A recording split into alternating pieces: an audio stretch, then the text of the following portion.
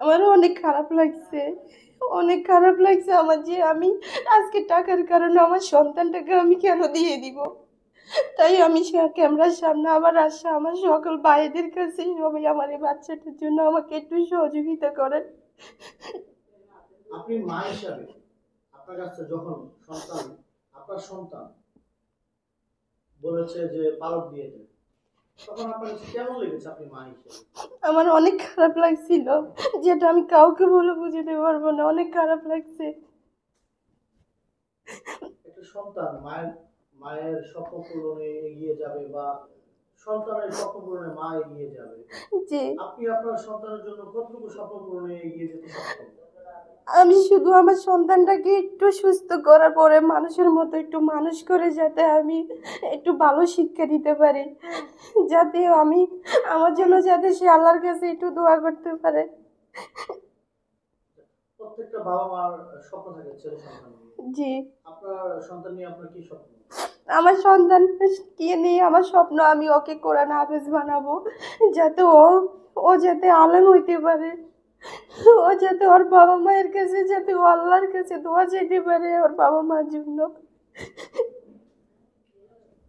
আজকের ভিডিওতে আসার মূল উদ্দেশ্য কি বা কারণ কি ছিল? আমার একটাই উদ্দেশ্য, আমি আমার বাবুটাকে ট্রিটমেন্ট করাইতে পারতেছি না। আমি অনেক টাকা ঋণ করছি এই পর্যন্ত আমার বাবুর পিছনে।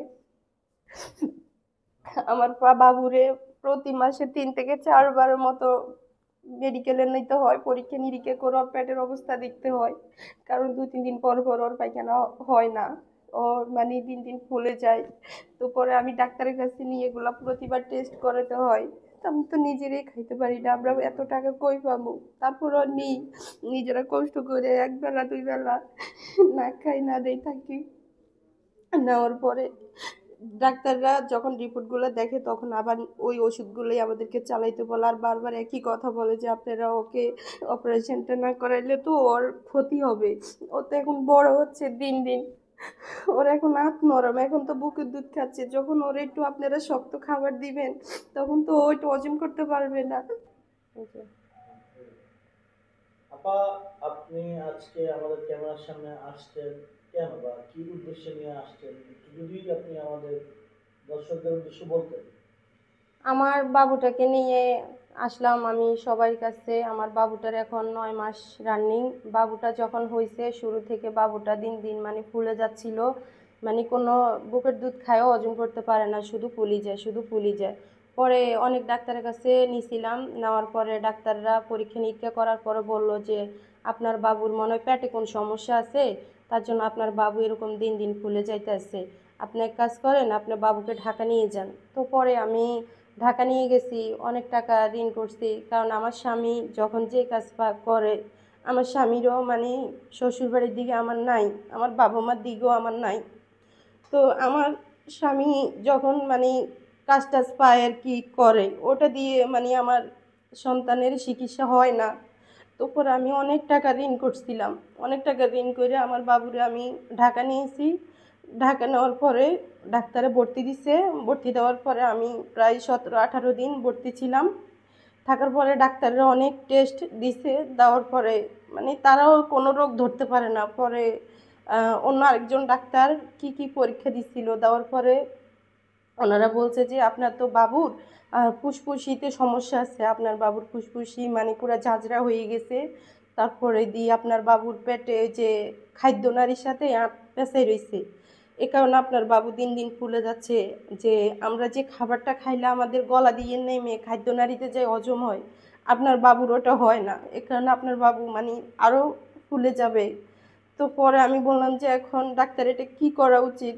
তো ওনারা বললো যে আপনার বাবুকে একটা অপারেশন করতে হবে, অপারেশন করলে আপনার বাবু ঠিক হয়ে যাবে।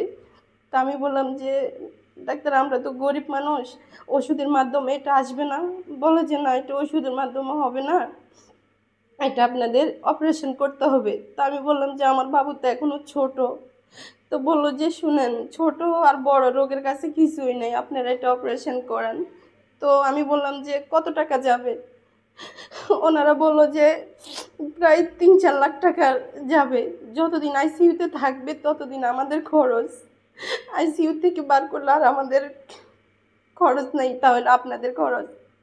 তো আমি বললাম যে আমরা তো গরিব মানুষ, বাবুর বাপে তো কোনো চাকরিজীবী না যে আমাদের এত টাকা আমরা কই পাবো। তো ওনারা বললো যে আমি এখন ওষুধ লিখে দিচ্ছি, আপনারা টাকা ম্যানেজ করে চলে আসবেন। তা আমি বললাম যে আচ্ছা ঠিক আছে। এখন আমরা তো গরিব মানুষ, বাড়ি ঘর নাই, একটু জমিনও নাই, একটা ঘর ভাড়া করে থাকি, একটা রুম ভাড়া করে থাকি। মানুষের হয় স্বামীর দিকে থাকে, না হলে বাবার বাড়ির দিকে থাকে, আমার তো কোনো দিকে নাই। আমার স্বামী যেদিন কাজ করে ওই দিন আমি ঘরে বাজার করি, না হলে আমি বাজার করতে পারি না, আনতেও পারি না। আমার বাচ্চার ট্রিটমেন্টটা আমি কিভাবে করাবো? সবাই দেখলো আমার সন্তানটাকে দিকে অনেক মায়া করে, অনেকে বলে যে আপনি আমাদেরকে দিয়ে দেন, আমরা ট্রিটমেন্ট করাবো। আমি বলি যে না, আমার সন্তানকে নিয়ে প্রয়োজন, আমি সবার কাছে হাত পাতবো।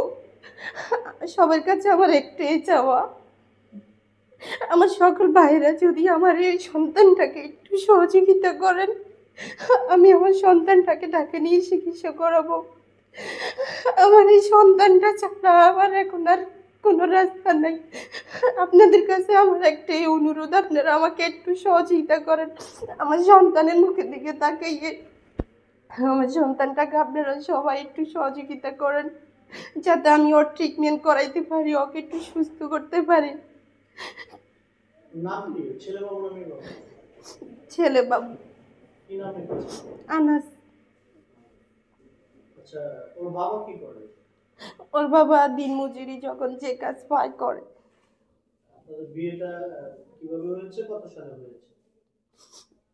আমাদের বিয়ে হয়েছে আজকে প্রায় এখন 6-7 বছর।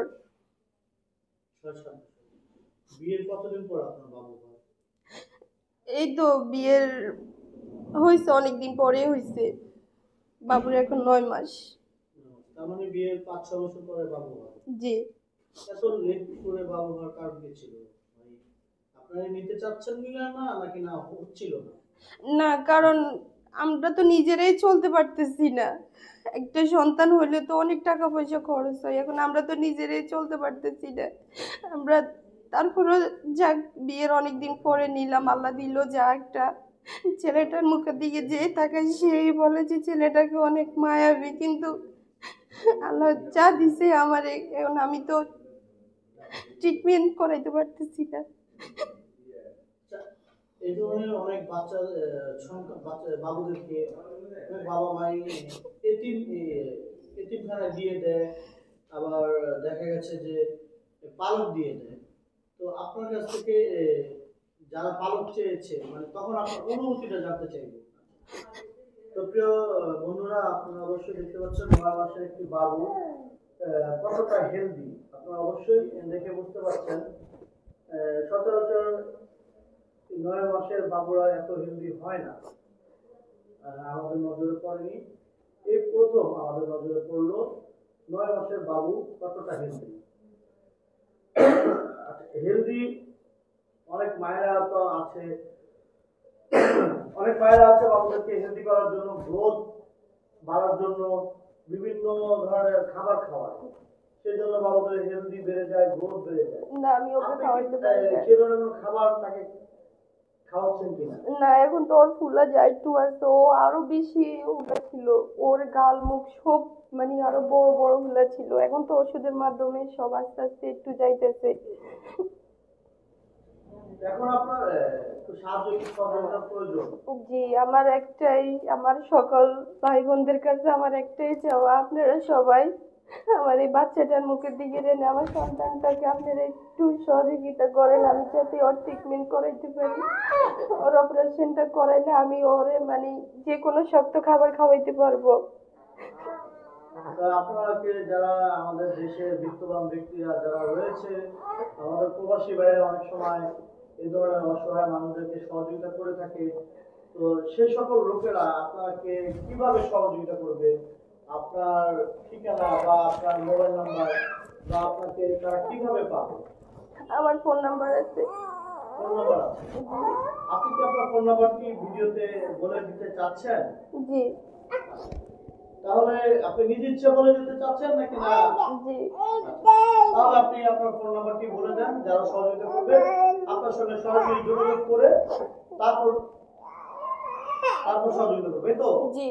আপনারা এই বোনটিকে সহযোগিতা করবেন, এই নাম্বারে ফোন করে যাচাই বাছাই করে তারপরেই আপনারা সহযোগিতা করবেন। সহযোগিতা করে প্রতারিত হয়ে আমাদেরকে নক দিবেন না।